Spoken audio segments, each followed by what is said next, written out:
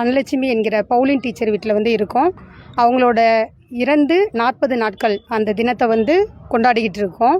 இந்த நேரத்தில் அவங்களோட இழப்பு வந்து எங்களுக்கு வந்து ரொம்ப பெரிதாக இருக்குது. இருந்தாலும் இயற்கை வந்து எல்லாத்துக்குமே அந்த நியமத்தை வந்து நியமிச்சிருக்கு. ஸோ அதுக்காக அவங்களோட இறப்பு எங்களோட இதாக இருந்தாலும் நாங்கள் வந்து அவங்க எங்களோட தான் இருக்கிறாங்க அப்படிங்கிற ஒரு மன நிறைவோட அவங்களோட 40ஆம் நாளை வந்து நாங்கள் செலிப்ரேட் பண்ணிகிட்ருக்கோம்.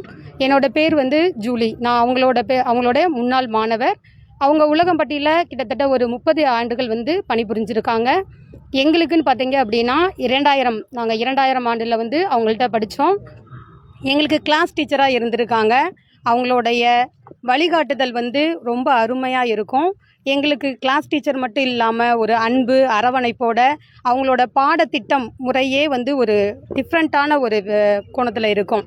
எல்லா மாணவர்களும் விரும்பக்கூடிய வகையில் வந்து அவங்க வந்து அவங்களுடைய பாடம் எடுக்கக்கூடிய முறை வந்து இருக்கும். அவங்கள வந்து இந்த நேரத்தில் நாங்கள் வந்து ரொம்ப மிஸ் பண்ணுறோம்.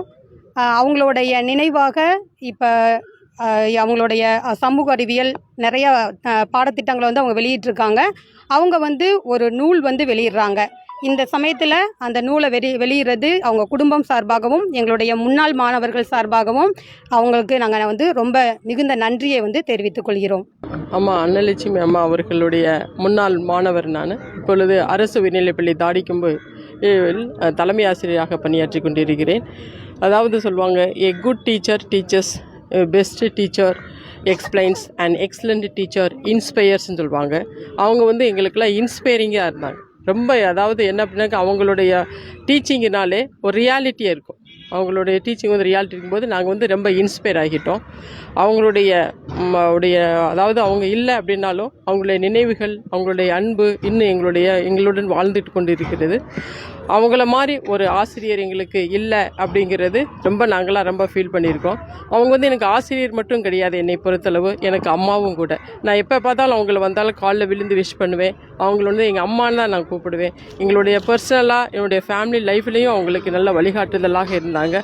அந்த மாதிரி ஒரு ஆசிரியர் இனிமேல் நம்மளுக்கு கிடைக்கிறதுக்கு நாங்கள்லாம் வரம் பெற்றிருக்கணும். அதுக்கு ஒரு காரணம் அம்மா தான் உண்மையிலேயே. ஏன்னா நாங்கள் 8th படிக்கும்போது ஃபுல்லாக வந்து இங்கிலீஷ் வந்து அப்போயே எப்படி எழுதணும், நாங்கள் 8th ஒரு நார்மலாக ஒரு ரூரல் ஏரியாவில் நாங்கள் படித்தோம்.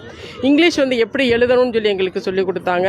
அந்த புக்கை வெளியிட்டிருந்தாங்க. அந்த புக்கு வந்து எங்கள் ஸ்கூல்லலாம் அவங்க கொடுத்தாங்க. நானும் பிள்ளைங்களுக்கெல்லாம் கொஞ்சம் பப்ளிஷ் கொடுத்துருக்கேன். அந்த மாதிரி ஒரு கிராமர் புக் வந்து அவங்க போட்டது ரொம்ப எல்லாத்துக்குமே பயன்படுற அளவுக்கு இருக்குது. அதனால் அந்த உடைய கிராமர் அப்படின்னாலே அவங்களுக்கு தான் எனக்கு இன்னும் நான் வந்து அவங்க அங்கே படித்ததான் நான் வந்து பிள்ளைங்களுக்கு எல்லாத்துக்குமே நாங்கள் வந்து ஃபாலோ பண்ணிகிட்ருக்கோம். அவங்க ஆத்மா சாந்தியடைய எல்லாம் வல்ல இறைவனை நான் பிரார்த்திக்கிறேன் என்று.